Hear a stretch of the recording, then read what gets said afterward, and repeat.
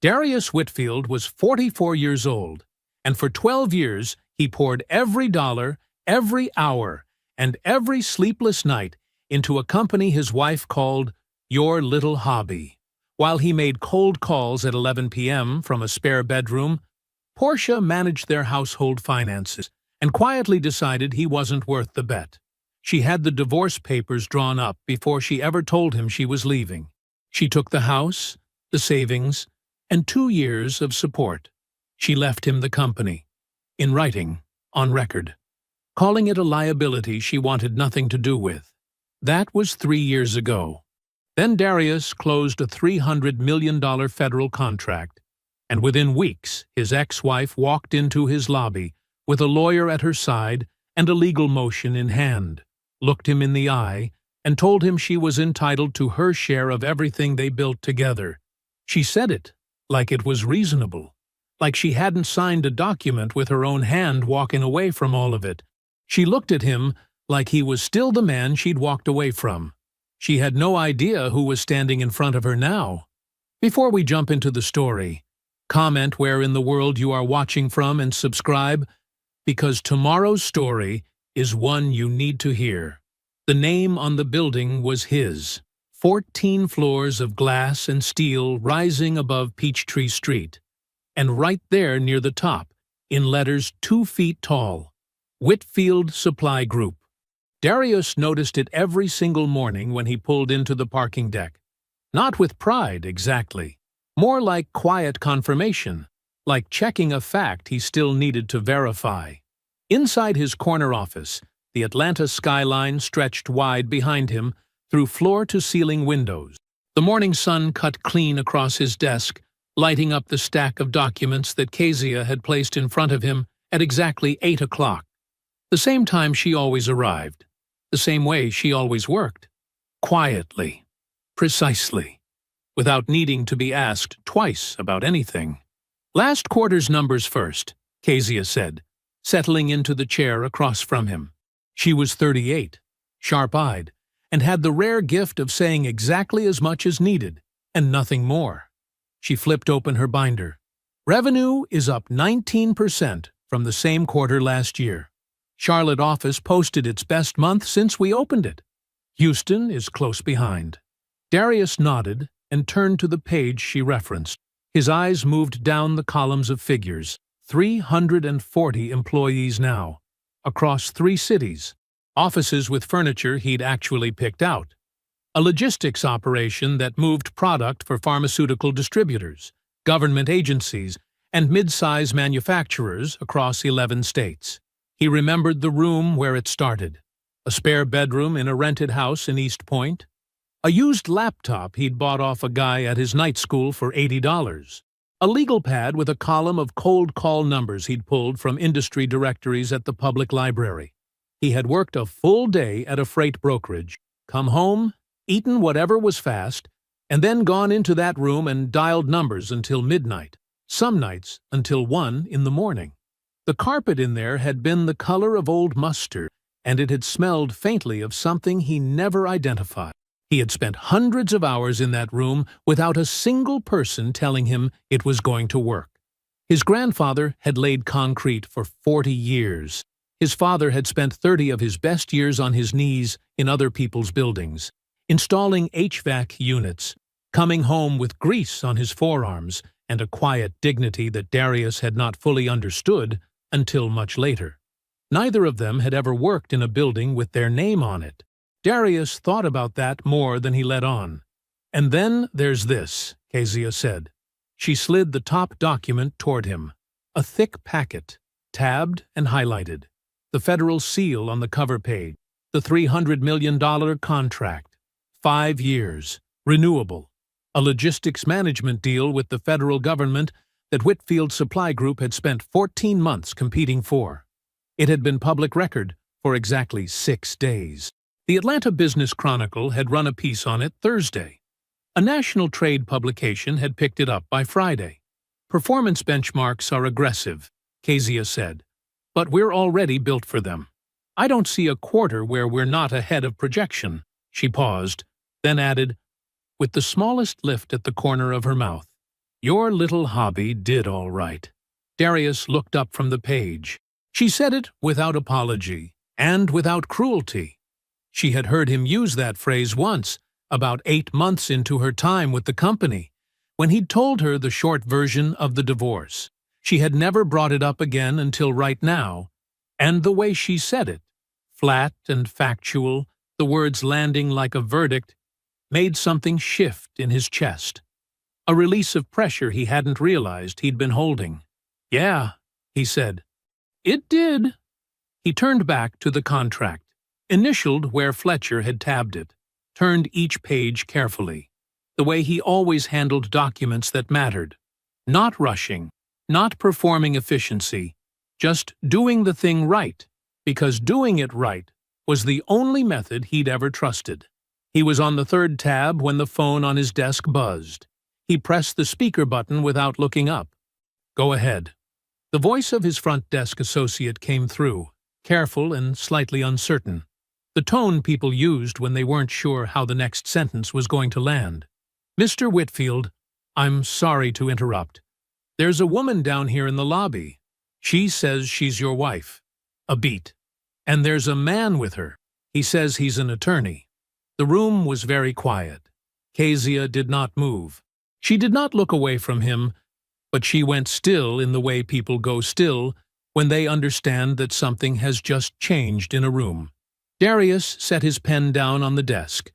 Slowly, he looked at the federal contract in front of him, at his name printed at the top of the page, at the seal, at the figures that represented everything the spare bedroom had been reaching toward. Then he pressed the button again. "Tell them I'll be down in 10 minutes. He did not rush.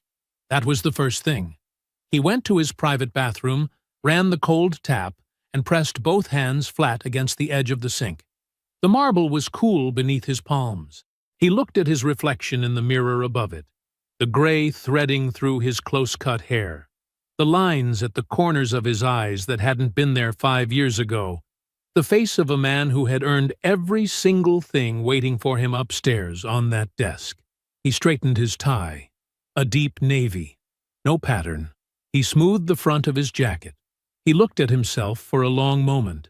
Then he turned off the tap and walked out. The elevator opened on the lobby, and Darius stepped out into the cool, marble-floored entrance of his building. The space was clean and deliberately understated. Dark stone floors, a reception desk of pale wood, the company name etched into the wall behind it in brushed steel. He had approved every detail of this lobby himself. He had stood in this exact spot and imagined it before it existed. He saw her immediately. Portia stood near the security desk, and she looked exactly the way she always looked, composed, polished, dressed in a charcoal-wrapped dress that said, "I belong in rooms like this." Her hair was pulled back. Her posture was perfect. She had the practiced ease of a woman who had never once walked into a room without first deciding how she wanted to be perceived in it. Beside her stood a man Darius didn't recognize. He was maybe 50, wearing a gray suit that fit well and carrying a dark leather portfolio under one arm. He had the smooth, unhurried expression of a man who made his living saying difficult things in pleasant voices. Portia saw Darius cross the lobby. Her face arranged itself into something warm and civil. Not a real smile. Something engineered to look like one. "Darius!" She said his name the way you say the name of someone you have already decided how to handle. The man in the gray suit extended his hand. "Harlan Greer. I represent Ms. Hargrove." Darius shook it once, said nothing. Portia didn't wait for the pleasantries to finish. She never had been good at patience when she wanted something. "I've been reading about the federal contract," she said. Her voice was smooth, reasonable, the same voice she used in every hard conversation, the one designed to make the other person feel like disagreeing would be unreasonable. $300 million, Darius. She tilted her head slightly. "That's a remarkable thing." He looked at her. He did not respond. "I think we both know," she continued, "that I'm entitled to my share of what we built together. I held this household up for 12 years. My salary paid our bills while you were getting that company off the ground. My benefits covered us both. I made it possible for you to take those risks." She paused, letting it settle. "That entitles me to something. My attorney agrees." Greer nodded on cue, smooth and practiced, already reaching into the leather portfolio. "We believe the original settlement did not fully account for Ms. Hargrove's contribution to the marital estate," he said, "and we're prepared to demonstrate a basis for—" He placed a document on the security desk and slid it toward Darius. Darius picked it up. He read the first page without expression. His eyes moved down the lines of legal text. Motion to reopen, marital asset distribution, unjust enrichment. The words clean and formal, the kind of language that turned a person's life into a procedural dispute. He took in the page the way he took in every document, completely, without reaction. He set it back down on the security desk. Then he looked at Portia, just for a moment, long enough to see the certainty sitting behind her eyes, the quiet confidence of a person who believed she had already won the opening move. "Have your office contact Fletcher Odom," Darius said. "You have his number." He turned and walked back to the elevator. He did not look back.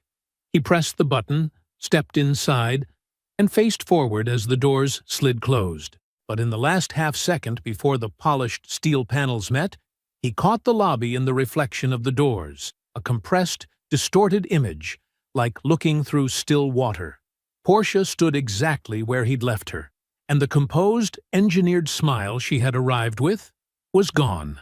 In its place was something smaller and less certain, a recalculation happening behind her eyes.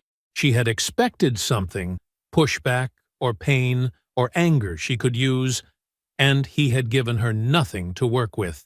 And she didn't quite know what to do with that yet. The doors closed. He rode 14 floors in silence.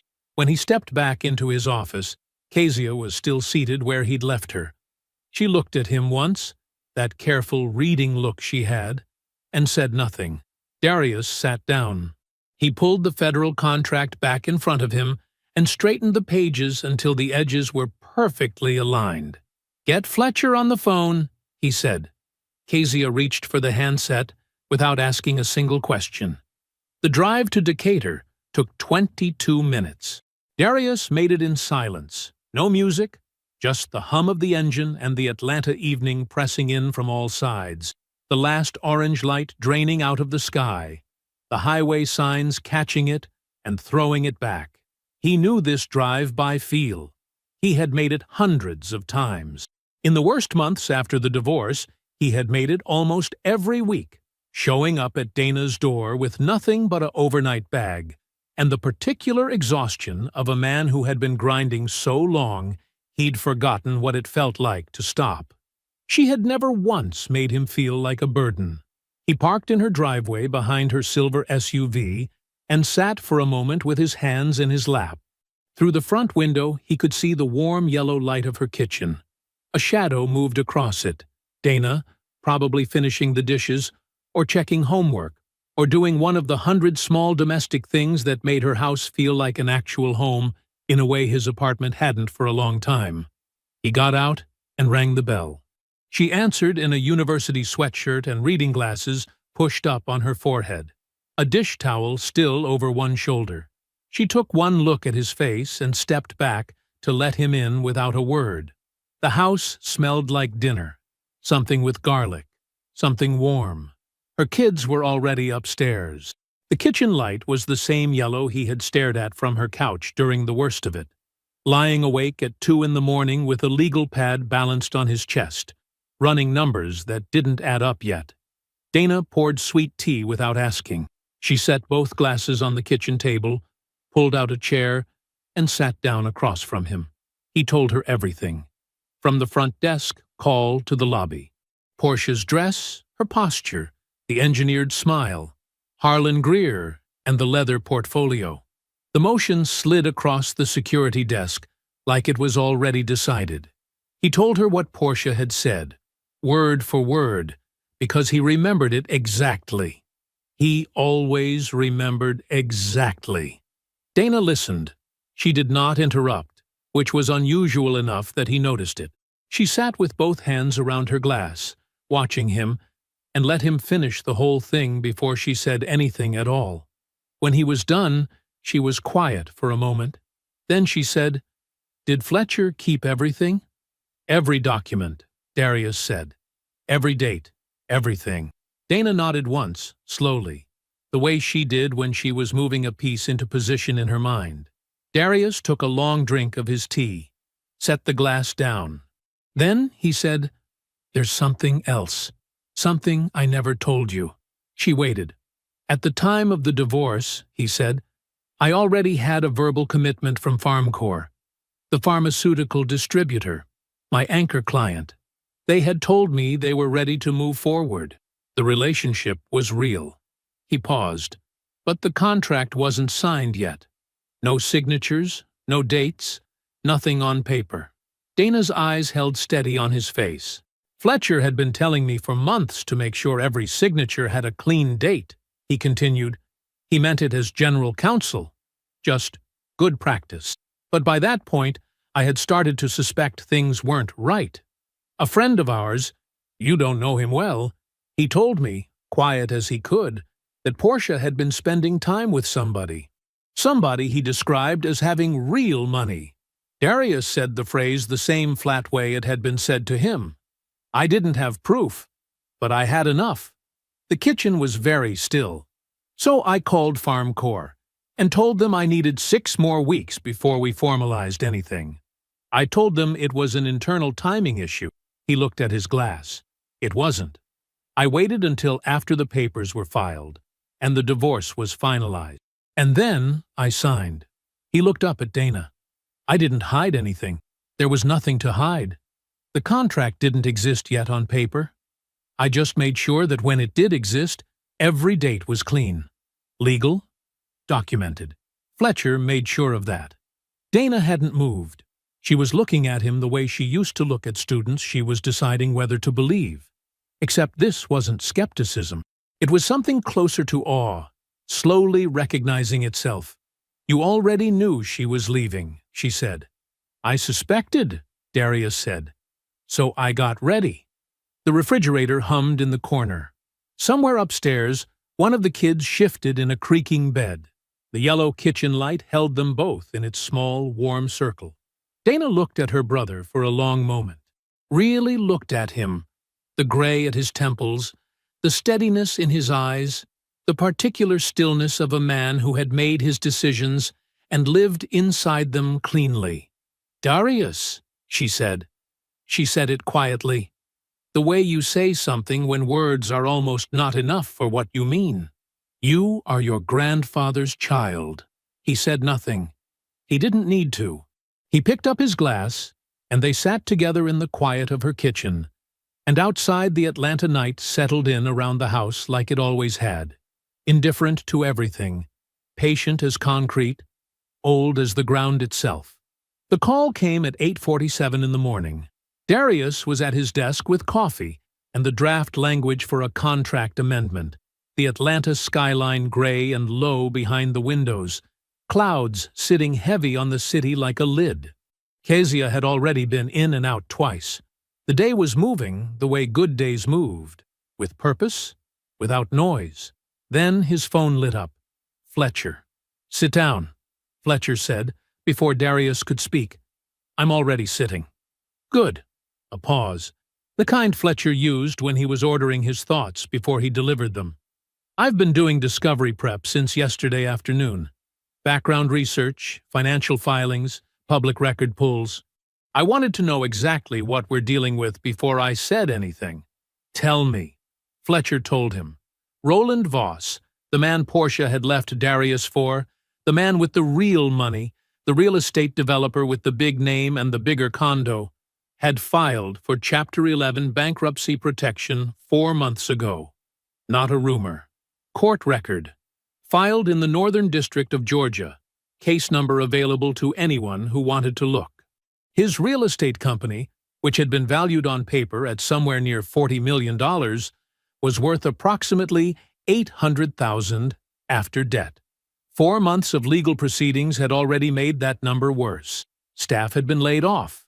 2 active development projects were frozen.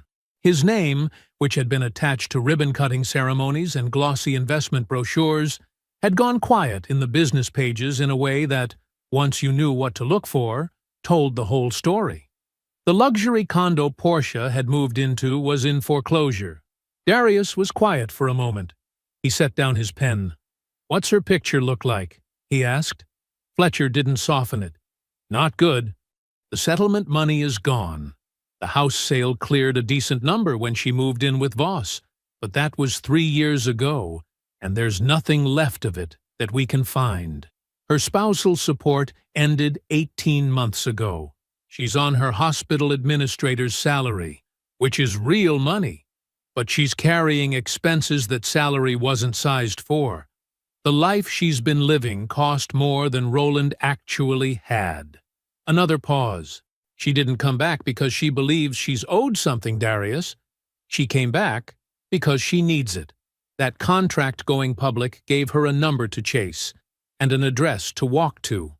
Darius looked out the window. A pigeon was sitting on the ledge across the street, perfectly still, doing nothing in particular. "What does she actually have?" he said. "Legally." Fletcher was precise about it because Fletcher was always precise.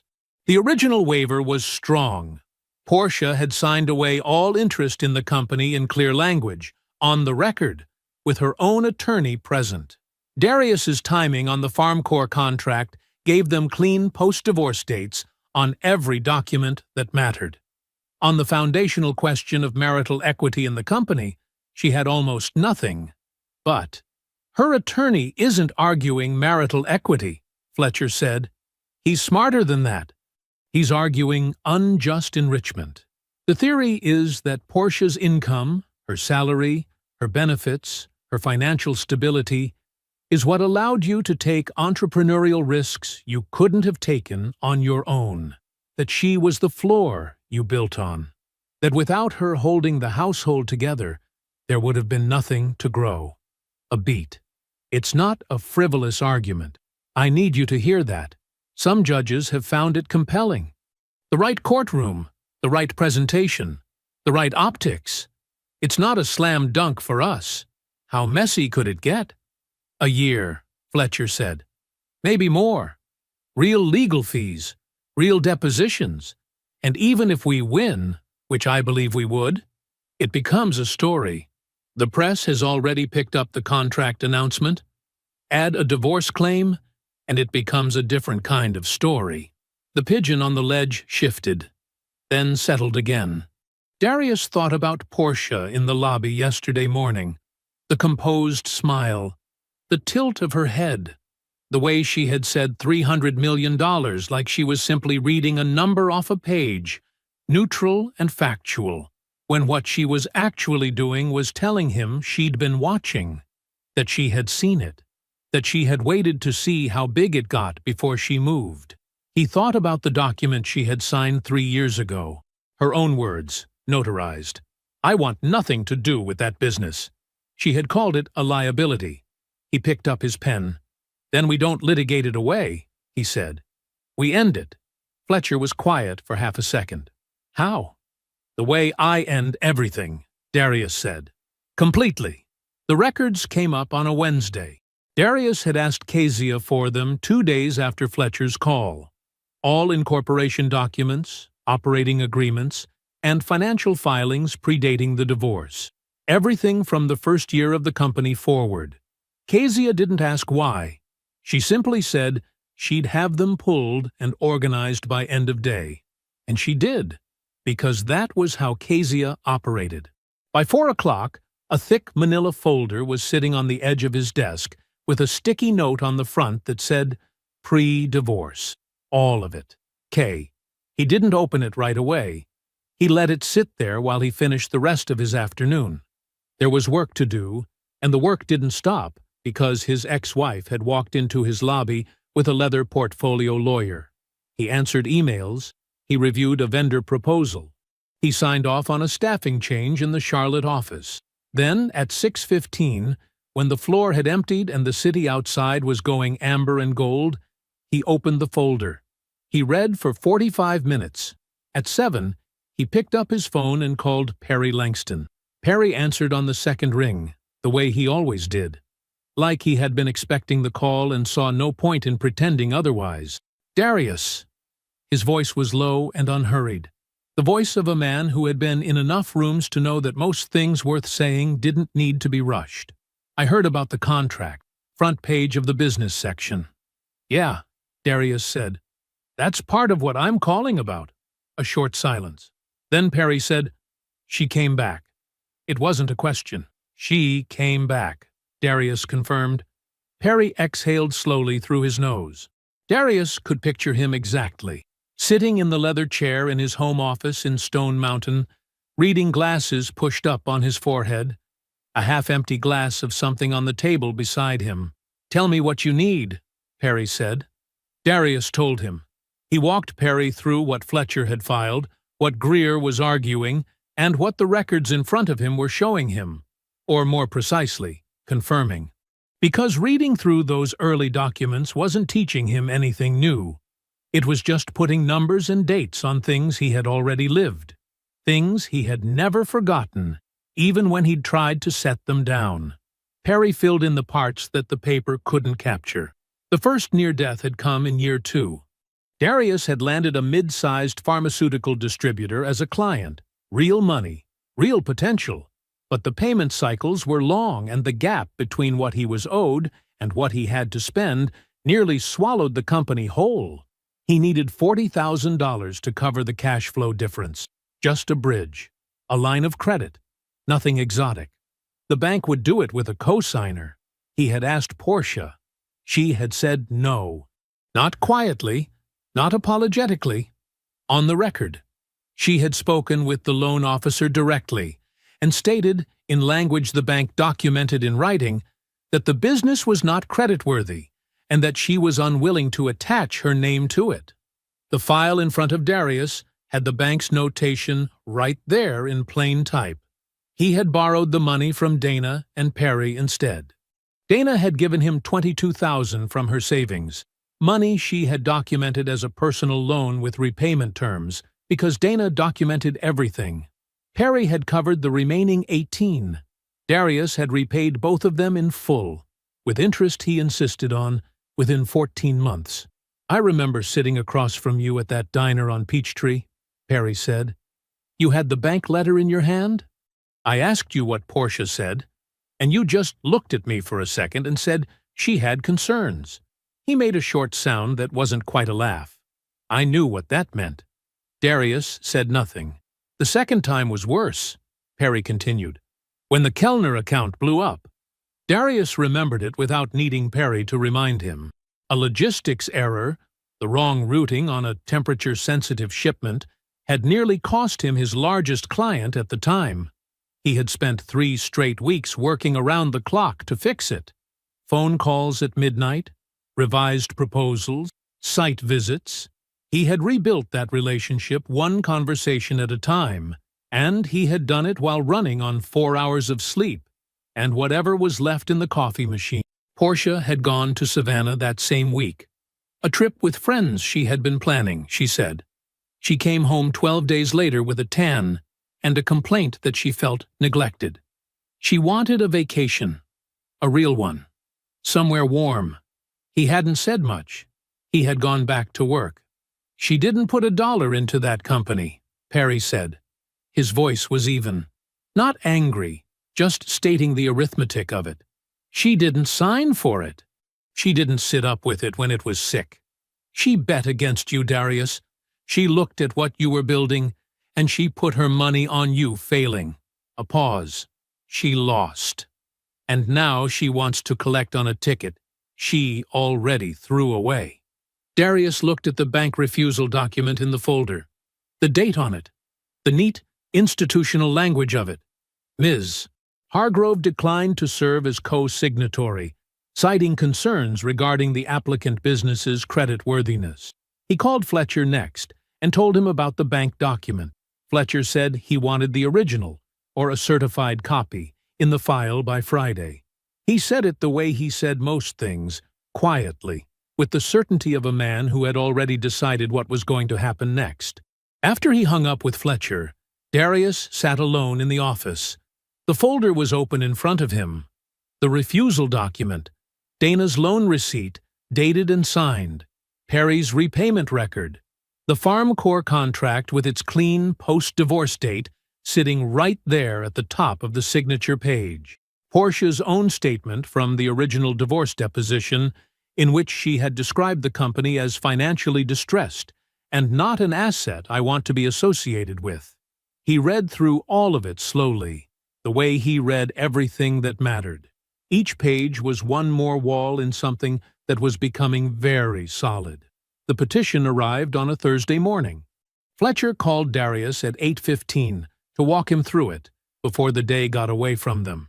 He spoke in his usual manner, measured, precise, no wasted words, but Darius could hear something underneath the economy of it, a careful quality. The voice Fletcher used when he wanted to make sure his client understood something fully before reacting to it. "Greer's smarter than I initially gave him credit for," Fletcher said. "He's not going after marital equity in the company. He abandoned that angle, probably knew the waiver would kill it in the first 5 minutes. So he went sideways. Unjust enrichment," Darius said. "Unjust enrichment," Fletcher confirmed. "The argument is this. Portia's salary covered your household operating costs for the duration of the marriage. Mortgage, utilities, groceries, insurance. Her medical benefits covered you both, including during the years you had no coverage of your own. By keeping the household financially stable, she freed you up to take entrepreneurial risks you couldn't have taken otherwise. She didn't invest in the company directly, the argument goes. She invested in the conditions that made the company possible." Darius was quiet. "It's a framing argument," Fletcher continued. "Technically accurate in the narrowest sense. She did earn income. The household bills were paid, and he'll have documentation on all of it." A short pause. "I want you to hear me say this plainly, Darius. This argument has moved judges before. Not often, but enough times that I won't call it frivolous. Greer knows what he's doing." "I understand," Darius said. "The deposition is still on for Tuesday. You'll be present. You won't need to say much." "I know," Darius said. "I just need to be in the room."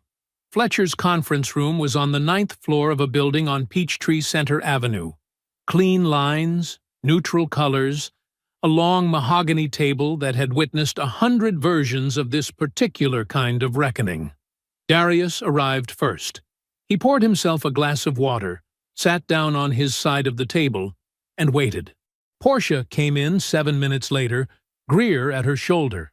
She looked good. That hadn't changed. She was wearing a charcoal blazer over a cream blouse, her hair pulled back in a way that was professional without being severe.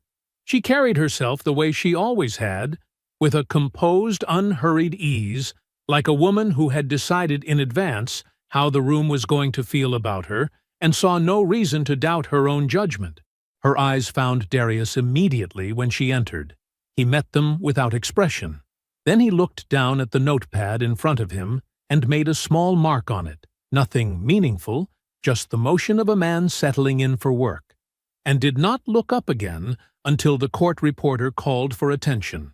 The deposition began. Portia was polished. She had been coached well, and she wore the coaching naturally, which made it more effective. She spoke about the early years of the marriage with a quiet steadiness that was easy to find sympathetic. A woman who had worked hard, carried a household, supported a husband's ambitions without complaint, and asked for very little in return. "I was the financial anchor," she said at one point, her voice calm and factual. "Darius had the vision. I had the stable income. I made sure the lights stayed on and the mortgage was paid while he built what he was building. I didn't begrudge that. I believed in our life together. None of it was false. The lights had stayed on. The mortgage had been paid. She had worked, and her income had been real. But she was describing the walls of a room and calling it the architecture of the house. Darius sat across the table and said almost nothing. He answered the procedural questions when they were directed at him. He did not interrupt.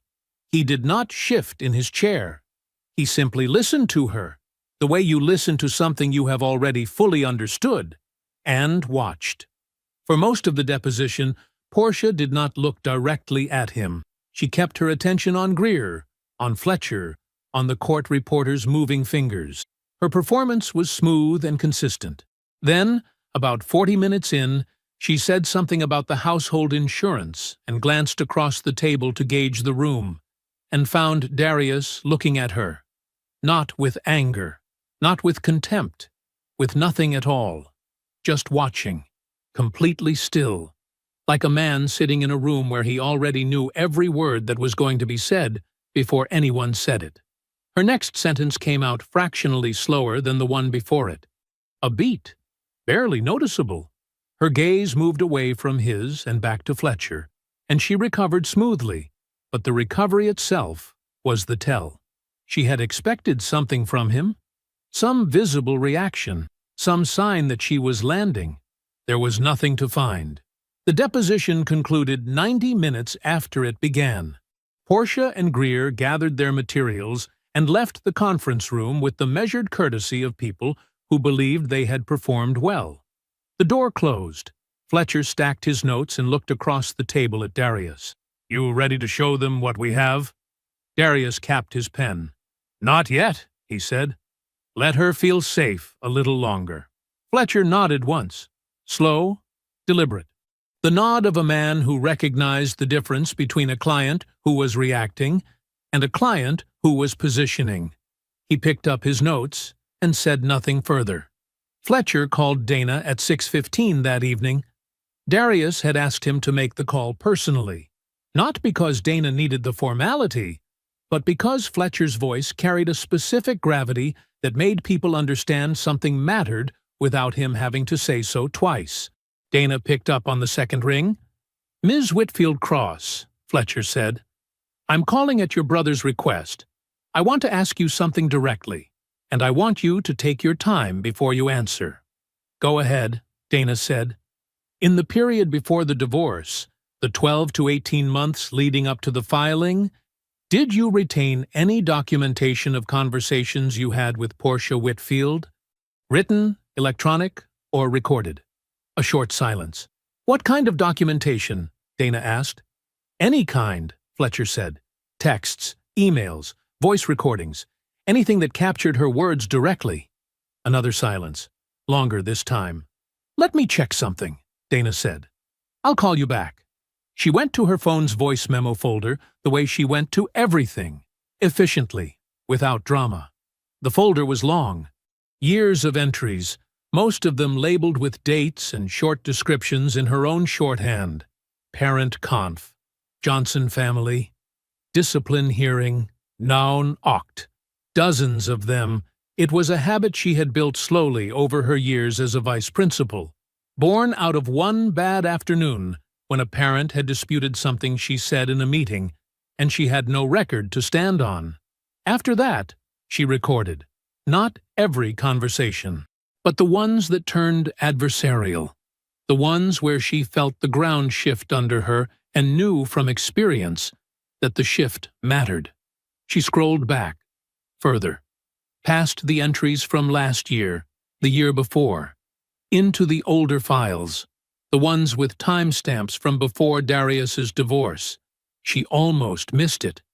The label just said, PH call, PH, Portia Hargrove. Before she stopped using her maiden name, Dana pressed play and held the phone to her ear. Her own voice first, cautious and measured, the way it got when she was already recording. "I think that man is going to be extraordinary." Then Portia's voice, smooth, unhurried, carrying the particular tone of someone who had already made up their mind and was being patient about it. "I hope you're right, Dana. I really do. But I can't afford to bet my life on a hope." Dana stood in her kitchen for a moment without moving. Then she called Fletcher back. She brought the phone to his office the next morning before work. Fletcher had a technician copy the file, verify the metadata, and produce a written transcript by noon. The authentication took the rest of the afternoon. By 4 o'clock, Fletcher had a certified copy of the transcript in a manila folder on his desk. He called Darius. Darius came in at 5. He sat across from Fletcher and read the transcript once. The whole thing was less than half a page. He read it slowly, the way he read contracts, taking in each line completely before moving to the next. When he finished, he set it down on Fletcher's desk. He was quiet for a long moment. His hands were flat on the table. He was not clenching them. Fletcher did not fill the silence. Outside the window, Atlanta was moving through its early evening. Headlights, the low hum of traffic on Peachtree, the slow dimming of the sky over the buildings. Darius looked at the transcript once more without picking it up. Then he said, "Add it to the file." Fletcher nodded and did exactly that. The following morning, Darius was at his desk, reviewing logistics projections with Kezia when his front desk called up. "Mr. Whitfield, there's a man in the lobby asking to see you. He doesn't have an appointment. He says his name is Roland Voss." Kezia looked up from her laptop. She kept her expression neutral, but her eyes asked the question. Darius thought for exactly 2 seconds. "Tell him I'll be down." Roland was standing near the building's front windows when Darius stepped out of the elevator. He was wearing a dark suit that had been expensive once. You could still see it in the cut, the fabric, but it hung on him slightly differently now, like a man who had lost weight he hadn't meant to lose.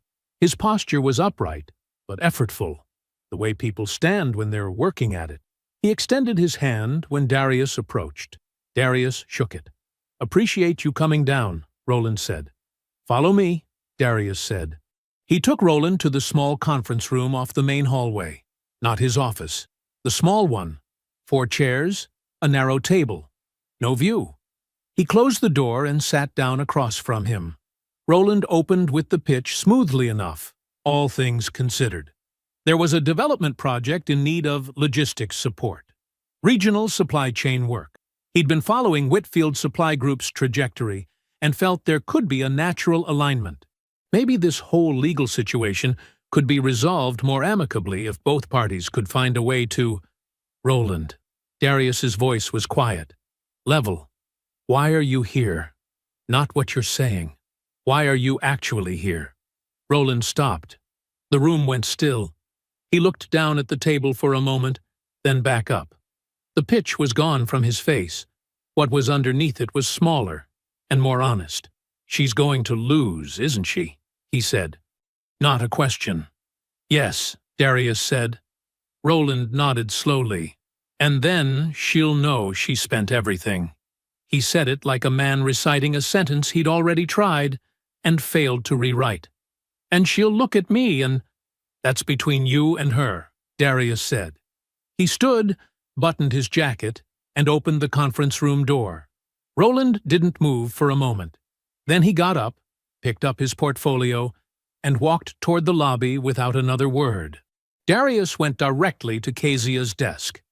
"Document that visit," he said. Time, date, who he is, what he said. Full summary. Kezia was already reaching for her keyboard. The building was quiet by 8 o'clock. The cleaning crew had come and gone. The receptionist had locked the front desk. Kezia had stopped by his doorway at 6:30, coat on, bag over her shoulder, and said, "Go home at a reasonable hour," the way she always did. Not quite a request, not quite a command. He had nodded. She had not believed him. She was right not to. Darius was still at his desk at 8:45. The city laid out behind him through the floor-to-ceiling windows, like something from a picture he would not have let himself imagine, back when pictures like this felt like someone else's life. Fletcher's binder was open in front of him. It was thorough. It was the kind of document that made arguments feel unnecessary, the kind that simply presented the truth in sequence and let the sequence do the work. Tab by tab. The bank refusal, Dana's loan receipts, Perry's affidavit, 3 pages, signed and notarized. The anchor contract with its clean post-divorce date. Portia's own words, from the original divorce deposition, printed in plain black type on white paper. And at the back, in a clear plastic sleeve, the certified transcript of a phone call Portia had made 3 years ago to a woman she believed would stay quiet. He read through it slowly. Not because he needed to. He had read it before. He knew every page. He read it the way you revisit something to make sure it's still real. He thought about the spare bedroom. Not this building, not these windows. A bedroom in a rented house in East Point with a second-hand desk pushed against the wall and a lamp he'd bought at a garage sale for $4 because the overhead light buzzed and he couldn't concentrate. A used laptop. A printed list of cold call numbers, each one marked with a pen after he'd dialed it. A dot for no answer. A line through it for a hard no. A small star for callback. He had made those calls at 11 at night because 11 at night was the only hour he had. Every other hour belonged to the day job, the commute, the bills, the careful management of a household that required 2 incomes to stay level.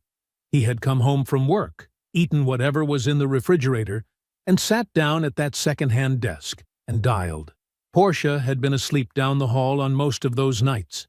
Or she'd been awake and had not come in to ask how it was going. He could not remember a single time she had come in to ask how it was going. He did not think about this with bitterness. It was just a fact. Like the date on a document. It either was or it wasn't. He thought about the kitchen table. He had refinished it himself the 2nd year of their marriage, stripped it down to bare wood, restained it a dark walnut, sealed it with 3 coats until it looked like something from a showroom. He had been proud of it in the uncomplicated way you are proud of something you made with your hands. Portia had approved of the result, which at the time had felt like enough. That was the table she slid the papers across. He remembered the morning clearly. The light coming through the kitchen window, the coffee he hadn't touched, the way she sat across from him, straight-backed, composed, unhurried. She did not look like someone in pain. She looked like someone who had completed a process. The papers were already drawn up. The attorney was already retained. There were no raised voices, because there was nothing left to argue about. She had already left. The conversation was administrative. She had not wanted anything to do with the company. She had said so. She had written it down and signed her name beneath it. He had let her go. He had gone back to the spare bedroom, not that bedroom, but the same impulse, the same desk, the same 11 o'clock discipline. And he had built. He did not feel rage sitting in his office with the binder open in front of him. Rage was too hot, too fast, too imprecise. Rage was for people who had been surprised. He had not been surprised. He had been prepared. There was a difference, and it was the difference that had mattered. What he felt was quieter than rage, and more complete. It was the feeling of a man who had done the work, kept the records, and waited, not impatiently, not with clenched teeth, but with the steady knowledge that the truth was documented and the documents would hold. He closed the binder. He picked up his phone and called Fletcher. Fletcher answered on the first ring. "You still in the office?" "Yes," Darius said. "I want to confirm the conference for tomorrow morning. Before the hearing." 9 o'clock, Fletcher said. "Greer confirmed. Portia will be there." A pause. "Adrienne still coming?" "She is." A brief silence. "You sure about that piece? Bringing her sister?" "She needs one person in that room," Darius said. "Who will tell her the truth?" Fletcher was quiet for a moment. Then, "Okay, 9 o'clock. Good night, Fletcher." "Good night." Darius set the phone down. He looked at the binder once more, then closed it and squared it neatly at the edge of his desk. He stood, shut off the office lights, and took the elevator down 14 floors. He drove home through the Atlanta night. Not anxious, not angry. Simply ready. Fletcher's conference room was on the 9th floor of a building 3 blocks from the courthouse. It was a serious room. Dark wood table, 8 chairs, a credenza along one wall with water, and glasses nobody ever touched before 10 in the morning. The kind of room where people came to finalize things. The framed degrees on the wall were not decorative. Neither was the man who had earned them. Darius arrived first. He set 2 identical binders on the table, one at Greer's expected seat, one at Portia's, and sat down across from both positions. Fletcher came in 2 minutes later with his briefcase and a paper cup of coffee, checked that the recorder was charged, and set it face down on the credenza without comment. Greer arrived at 8:53. He was polished and professional, leather portfolio under one arm, the practiced ease of a man who had done this many times. He took in the binders on the table and said nothing, but Darius saw his eyes move to them and stay there for just a half-second longer than was casual. Portia came in behind him. She was dressed well. Charcoal blazer, hair back, the same composed readiness she had worn in the lobby and in the deposition room. She was good at walking into rooms. She always had been. Then she saw Adrian seated quietly near the window, and the composure slipped. Just for a moment. Just long enough to be real. "Adrian." Her voice was careful. "What are you doing here?" Adrian met her sister's eyes. "Darius called me," she said simply. "I came." Portia looked at Darius. He was already seated, hands folded on the table in front of him, watching her with the same still expression he had worn across from her in the deposition room. He did not look like a man preparing to argue. He looked like a man who had already finished. "Sit down," he said. Not unkind, just certain. She sat. Darius opened without preamble. "I'm not here to negotiate," he said. "I'm here to show you what exists. After that, you're going to make a decision." He nodded once to Fletcher, who slid a copy of the binder to Greer. "Tab 1, Darius said. The bank refusal. 2 pages, official letterhead, dated. Portia's name printed clearly in the denial section. The reason given: co-signer declined to participate. Her own signature on the refusal form below it. Greer opened his copy. His face stayed professional, but his eyes moved carefully over the document. Tab 2. Dana's loan receipt. Personal funds. Documented as a private loan. Repayment records attached. The money that had kept the company alive when the bank said no. Money that came from his sister's savings account. Not from any joint marital account. Not from anything Portia had touched or offered. Tab 3. Perry Langston's affidavit. 3 pages. Plain language. Specific figures. Specific dates. Perry had been there. Perry had loaned money. Perry had watched the company nearly die, and watched Darius keep it breathing by himself. The affidavit did not editorialize. It simply said what happened, and what happened was enough. Greer turned to tab 3 and read slowly. The practiced ease in his posture had begun to settle into something quieter. Tab 4. The anchor contract. The signed date at the bottom was 6 weeks after the divorce was finalized. Not during the marriage, not during any period Portia had contributed to or participated in. After. Clean and documented and unambiguous. Portia had not opened her binder. She was watching Darius. Tab 5, he said. He watched her open it now. Watched her eyes find the document, her own words, from her own deposition in the original divorce proceedings, transcribed and printed. Financially distressed and not an asset I want to be associated with. Her signature at the bottom of the original deposition acknowledgement. She had said it under oath. She had meant it. She had been wrong about it, and the wrongness was now sitting on a conference table in front of her in a clear plastic sleeve. The room was very quiet.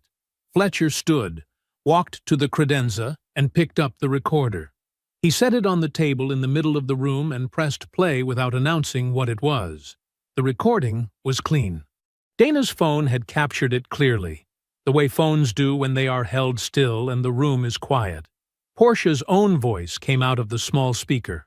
"I hope you're right, Dana." but I can't afford to bet my life on a hope." Fletcher stopped the recording. No one spoke. Greer looked at his client. The expression on his face was not the expression of a man reassessing his argument.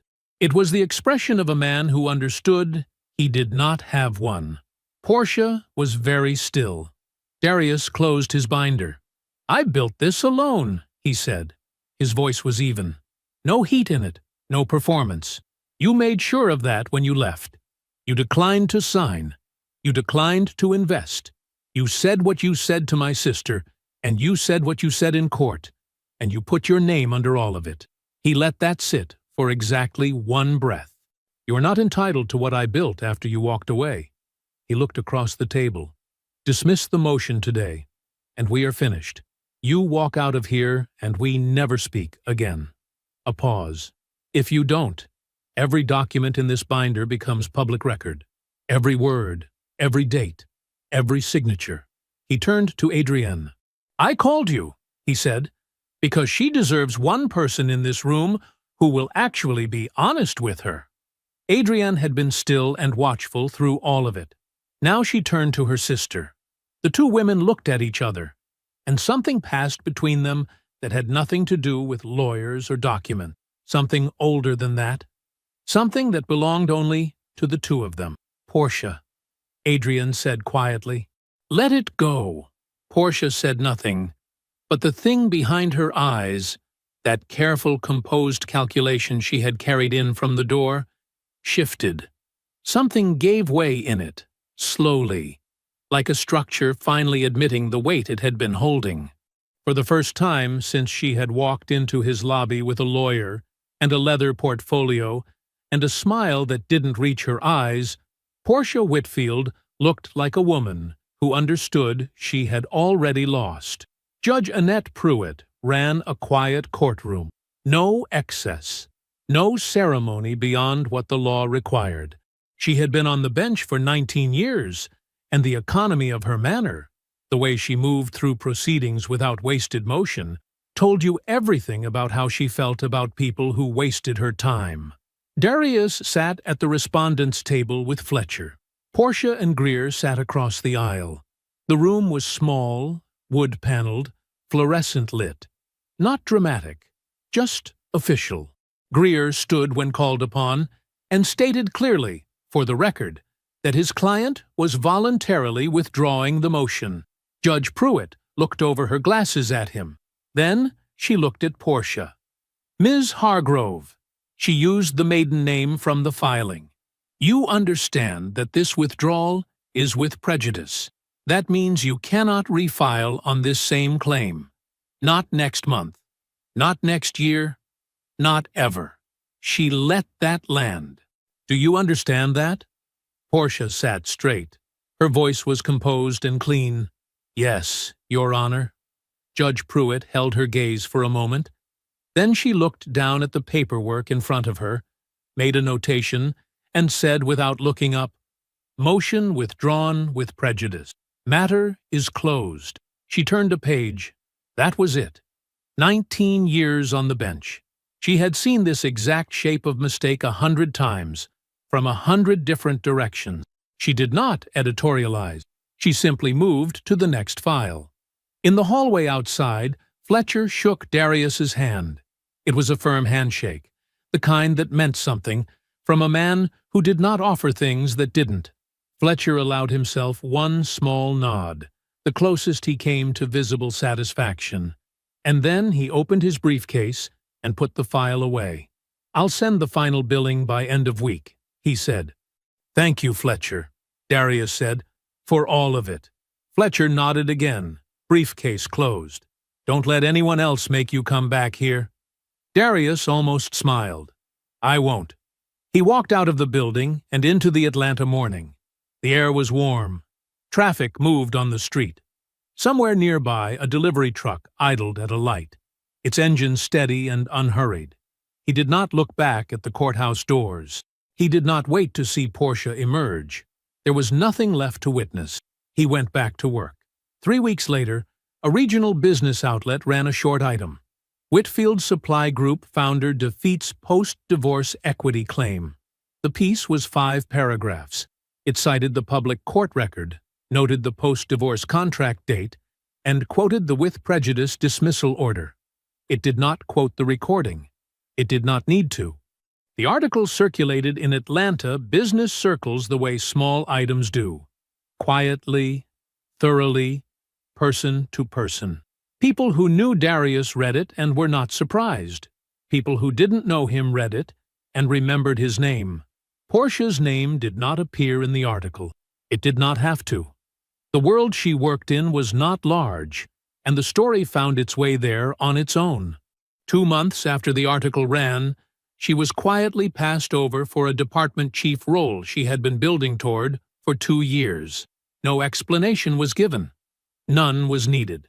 The door simply closed, without ceremony, the way consequences often do. Roland's bankruptcy finalized that fall. The condo was surrendered in October. They moved to a 2-bedroom rental in a part of Atlanta that was perfectly decent, and nothing like what she had imagined her life would look like at 42. Darius did not track any of this. He learned about it the way you learn about weather that passed through a place you used to live. Incidentally, without looking for it. 2 years passed. The federal contract renewed early, ahead of schedule, on the strength of Whitfield Supply Group's performance metrics. 340 employees now, spread across Atlanta, Charlotte, and Houston. The Charlotte office had been open 14 months. Houston was 8. Both were profitable. Darius created a new role in the company's facilities management division and gave it to his father.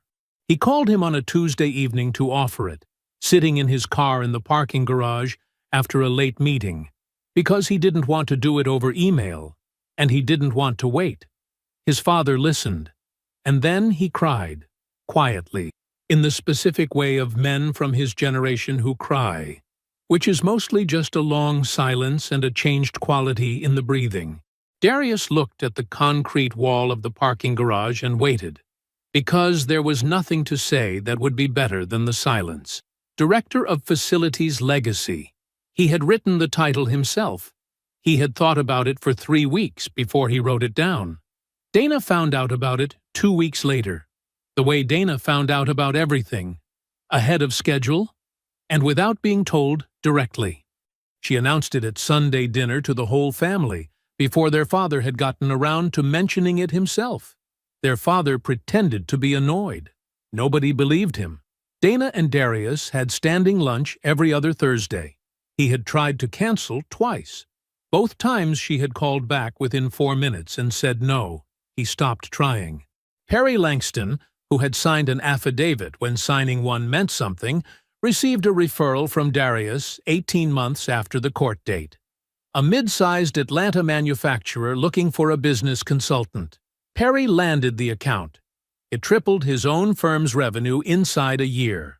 Darius had made the call himself, unprompted, on a Wednesday morning, because Perry had shown up when it mattered, and that was not the kind of thing Darius forgot. Adrienne called once, not to report on her sister, not to apologize on her behalf. Just a short call, direct and warm. "I hope you're doing well, Darius," she said. "I am," he said. He meant it. Nadia was a landscape architect.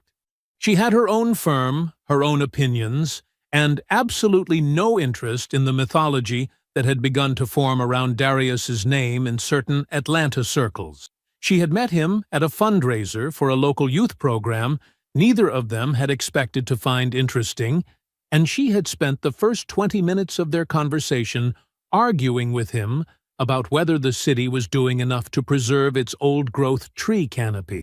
He had thought about her for 3 days afterward. She had never asked about his ex-wife. She knew the broad shape of it.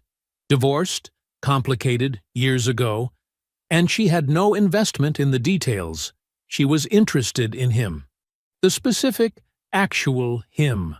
What he ate for breakfast, and why he still kept a legal pad on his nightstand, and whether he thought the new highway expansion was going to destroy the West Side neighborhoods the way people were saying.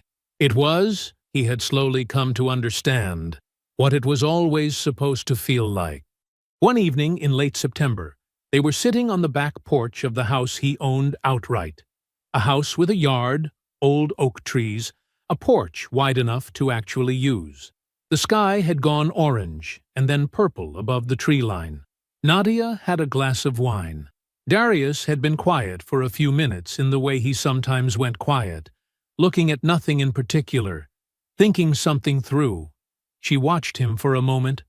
"What do you think about," she asked, "when you go quiet like that?" He considered it. He gave the question the honest attention it deserved.